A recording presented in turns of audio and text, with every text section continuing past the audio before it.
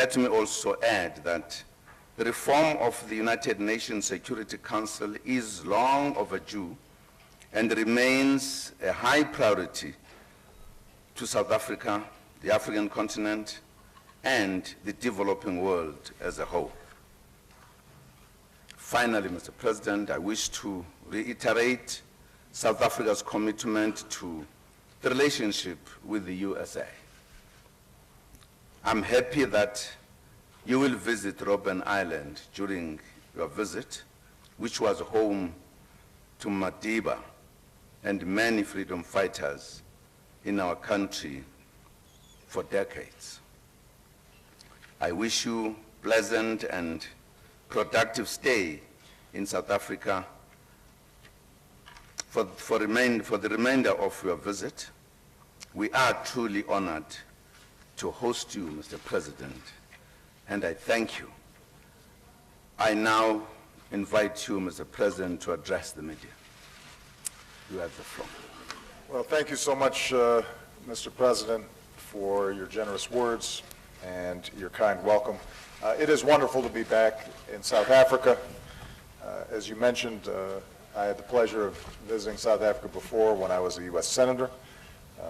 Michelle and our daughters were here just 2 years ago, and we're now thrilled to be back as a family. And I know that the press corps, by the way, is happy to be here because this is much more elegant than the White House press room. It's a big improvement. I have to begin, of course, by saying that our thoughts and those of Americans and people all around the world are with Nelson Mandela and his family and all of South Africans.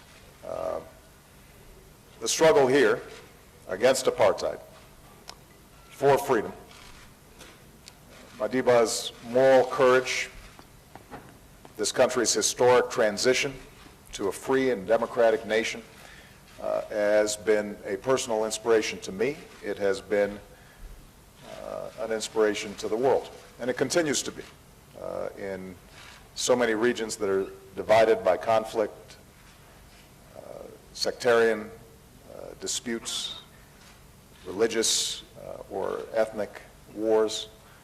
To see what happened in South Africa, the power of principle and people standing up for what's right, I think continues to shine as a beacon. And so the outpouring of love that we've seen in recent days shows that the triumph of Nelson Mandela and this nation speaks to something very deep in the human spirit, the yearning for justice and dignity that transcends boundaries of race and class and faith and country. That's what Nelson Mandela represents. That's what South Africa at its best can represent to the world. And that's what brings me back here on what will be a two-day trip in which I have an opportunity to meet with a whole range of leaders here in South Africa. The President and I have enjoyed our company quite a bit in the G20 and in various multilateral forums. Usually, unfortunately, when we're meeting, there's some crisis going around the world. We had a more leisurely conversation today, and we both agreed that the state of bilateral relations between the United States and South Africa are extraordinarily strong. As one of the BRICS, South Africa's growth reflects the new realities of a global economy, and we welcome that. We don't simply recognize it. That's one of the reasons why I institutionalized the G20, because it reflects the reality of today's world and today's economy and the need for this continent to be represented in any discussions about the direction of the world economy. So the United States views South Africa as a critical partner. And Mr. President, I very much appreciate our personal friendship and partnership. As you've noted, Africa's on the rise, and South Africa is always at the forefront of trends in Africa. I see South Africa as critical to one of my top priorities on this trip, and that is to promote trade and investment that helps unleash economic growth here in Africa and ultimately will benefit the United States of America. We export more products to South Africa than any other nation in sub-Saharan Africa. Hundreds of companies, as you noted, operated here in South Africa. South African companies are investing back in the United States, like Sasol, with plans for billions of dollars in investment in U.S. energy and manufacturing, including my home state of Illinois. And as the largest economy in the region, growth here can drive growth all across Africa. So I want our countries to be doing more business together. And one of the things that I've said to our press corps during this trip is that all too often attention is only paid to Africa when there's a crisis. But in fact, 6 of the 10 largest economies in the world, or 6 of the 10 fastest growing economies in the world are in Africa.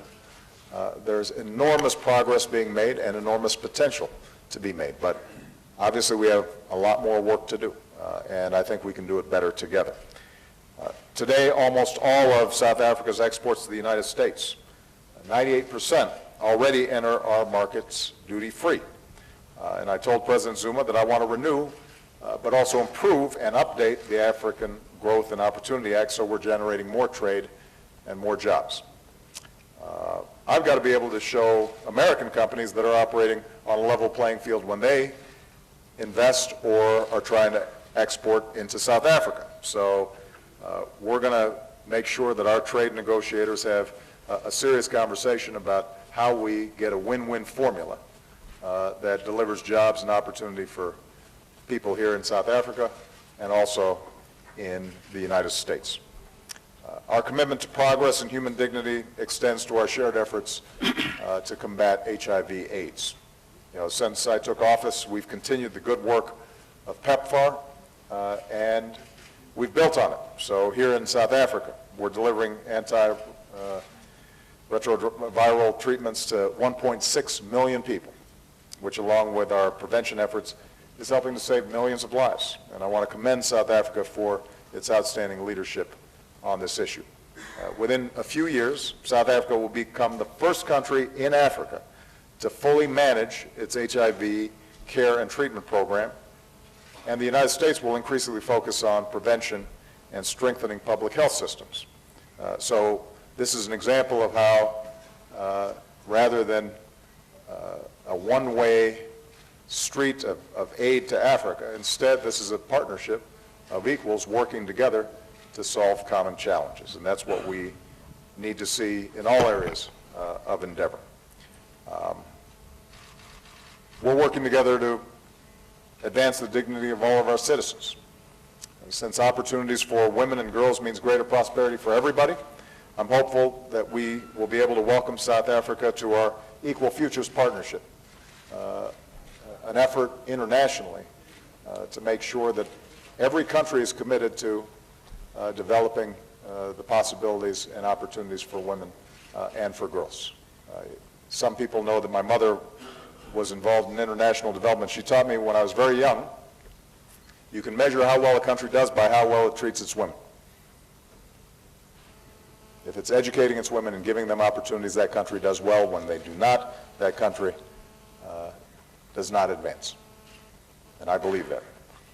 So I also want to commend your Parliament for passing a landmark law to combat the modern slavery that is human trafficking, something that is still a crisis around the world. This afternoon, I'll be in Soweto to announce a major expansion of our initiative to invest in the young Africans who will shape this country and this continent for decades to come. And regionally, I want to thank South Africa for being a leading voice in the African Union, from promoting peace between Sudan and South Sudan to encouraging economic cooperation across the continent. News that moves. eNCA.com.